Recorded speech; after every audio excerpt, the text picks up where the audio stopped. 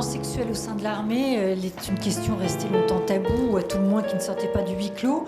En avril 2014, donc il y a presque un an, le ministère français de la Défense mettait en place la cellule Thémis pour prendre en charge et accompagner des victimes de violences sexuelles.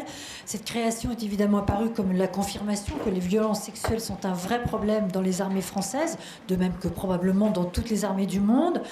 Le général Bernard Ducato, contrôleur général des armées. Général, bonjour. Donc je suis infiniment reconnaissant à Dr Salmona qui m'offre l'opportunité de vous présenter cette cellule. En fait, c'est une structure qui est jeune, comme on vient de vous le dire, unique et originale au sein de l'administration. C'est une cellule qui commence à obtenir des résultats, j'aurai l'occasion de vous en parler. C'est une cellule qui dérange, bien évidemment, qui a eu du mal à se mettre en place, qui a rencontré quelques difficultés, mais elle montre aussi, et ce matin on avait Laurence Rossignol qui évoquait la politique publique, qui montre aussi qu'avec une volonté ministérielle, on peut faire des choses.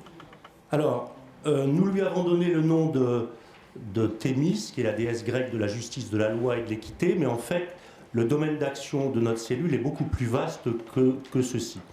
Alors, tout est allé très vite. Il y a eu ce livre de Laila Milano et de Julia Pasquale qui est sorti en mars 2014, La guerre invisible.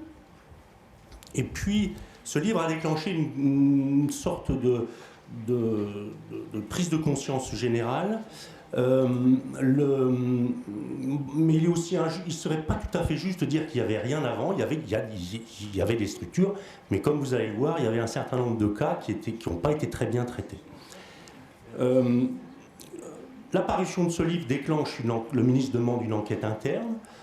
Très rapidement, on lui rend nos conclusions au mois d'avril, le 15 avril, et là, il valide un plan d'action ministériel, et ce plan comprend un certain nombre d'actions dans 4 directions: l'accompagnement des victimes, la prévention, la transparence et la sanction des auteurs. Alors, l'action la plus visible de ce plan d'action, c'est la création de la cellule Thémis. C'est aussi la plus emblématique parce que d'entrée, le ministre l'a placée au bon endroit et lui a donné les moyens pour obtenir des résultats. Alors, quel est notre périmètre d'action? C'est le harcèlement sexuel, discrimination sexuelle et violence sexuelle, ce qu'on appelle le HDVS, dans toutes les enceintes du ministère et dans les établissements publics soumis à sa tutelle, la tutelle du ministre. Alors quand on est bien dans le cadre du travail, c'est-à-dire c'est en service ou à l'occasion du service et également en opération extérieure, et cela concerne les 278 000 personnes du ministère, civiles et militaires, mais hors gendarmerie.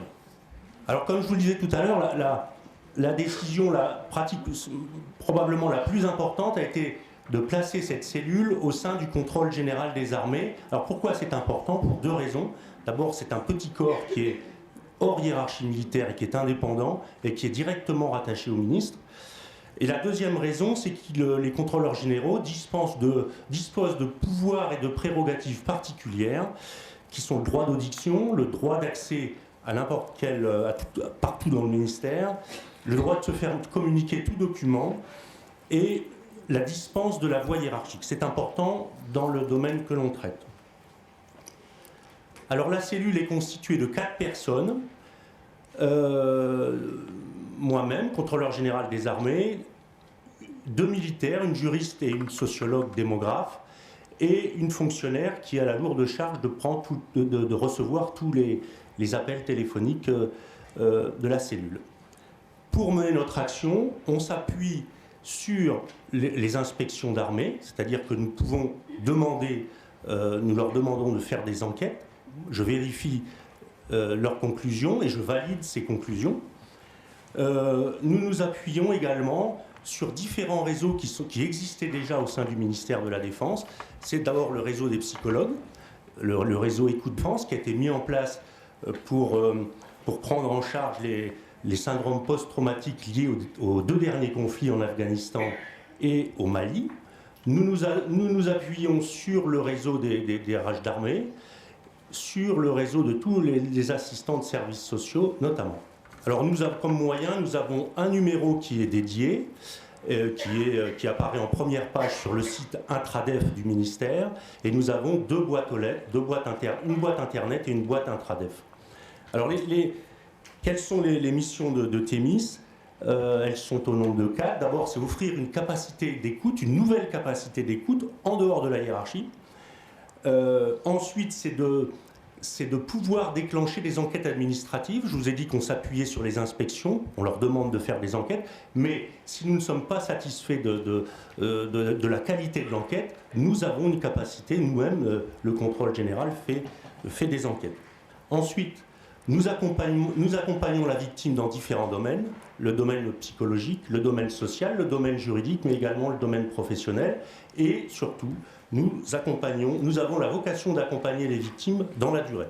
Alors avant de vous présenter le bilan, qui est la prochaine diapositive, quelques caractéristiques du milieu. Il y a une montée en puissance de la féminisation dans les armées depuis quelques années, mais il n'y a encore que 20% de femmes dans notre ministère.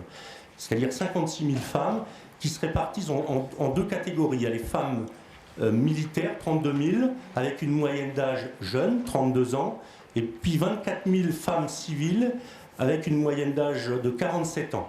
La deuxième caractéristique du ministère, c'est qu'on a une notion qui peut paraître à certains et à certaines abstraite, c'est-à-dire l'esprit de corps. Alors qu'est-ce que c'est que l'esprit de corps? C'est une notion, qui est absolument indispensable dans le métier des armes. C'est une notion qui unit les soldats, qui permet de se dépasser et qui permet surtout également de surmonter les épreuves. Alors, ce sentiment d'esprit de corps, c'est un petit peu le sentiment d'appartenir à une grande famille, à une grande et même famille. Alors, deux remarques sur cet esprit de corps. Il ne faut pas que sous le couvert de l'esprit de corps, on étouffe ou on dissimule des faits graves. Et ensuite, cet esprit de corps se développe, se cultive par des cérémonies, par des traditions, par des manifestations, et il ne faut pas que ces manifestations, qui sont parfois festives, soient l'occasion de déviances ou de faits graves. Et la troisième caractéristique du ministère, c'est que les militaires sont obéissent à des droits particuliers et qui sont régis par un statut général des militaires qui est publié dans le Code de la Défense. Les militaires n'ont pas de syndicat. Les militaires auront dans quelques mois la possibilité d'adhérer à des associations professionnelles et la responsabilité de l'autorité est très importante. La responsabilité au sens large, puisque le chef, quel que soit son niveau, il lui appartient de veiller à l'intérêt de ses subordonnés. Alors, les résultats maintenant, voilà, depuis le 15 avril, nous traitons 88 dossiers.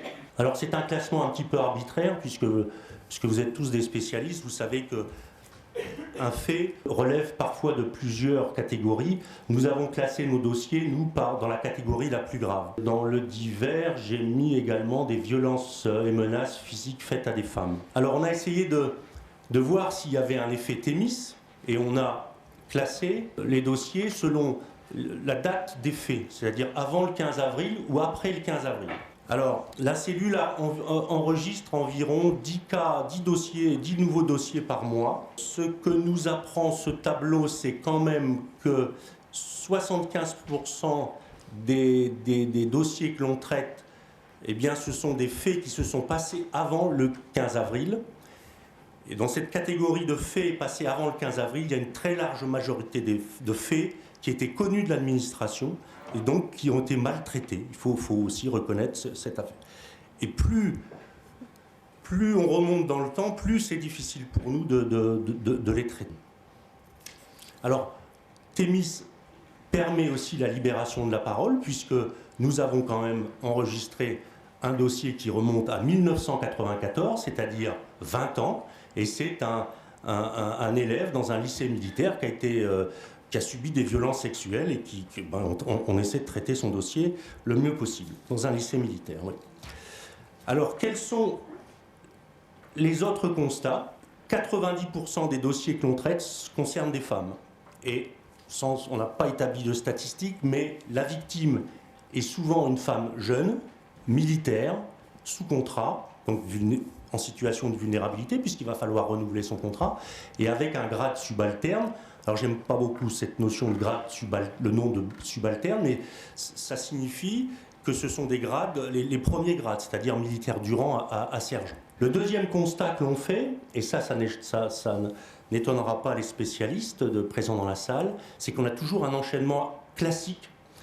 Il y a la violence sexuelle qui est commise, subie, dépression, syndrome post-traumatique, congé de maladie, congé de longue durée, réforme, rupture avec l'institution. Et cette rupture avec l'institution, le régiment ou la base aérienne, c'est une espèce de sentiment d'abandon qui est d'autant plus difficile à supporter pour les victimes que l'esprit de corps a été développé. C'est pour ça que j'ai pris quelques instants pour vous parler de l'esprit de corps. C'est que l'abandon va être d'autant plus difficile que l'esprit de corps a été développé. Et pour les victimes, c'est un peu vécu comme si c'était votre propre famille qui vous abandonnait, et c'est très dur. Alors, autre remarque, c'est que pour les agressions les plus graves, le contexte est souvent alcoolisé, que ce soit l'auteur, mais aussi la victime. D'une manière générale, moi je traite le sujet depuis 8 mois, je constate qu'il y a une méconnaissance du sujet, des mécanismes et des connaissances. Alors, sans parler de dissociation ou de sidération, les autorités militaires ont une perception... Il y a besoin de formation et d'instruction pour bien que les autorités militaires connaissent les mécanismes et surtout leurs conséquences. Alors, dans tout ça, il y a quand même de bonnes nouvelles. D'abord, il y a maintenant des enquêtes administratives quasiment systématiquement. Si ce n'est pas l'armée qui la demande, c'est nous qui la demandons, le contrôle général. Et s'ils ne veulent pas la faire, c'est nous qui la faisons.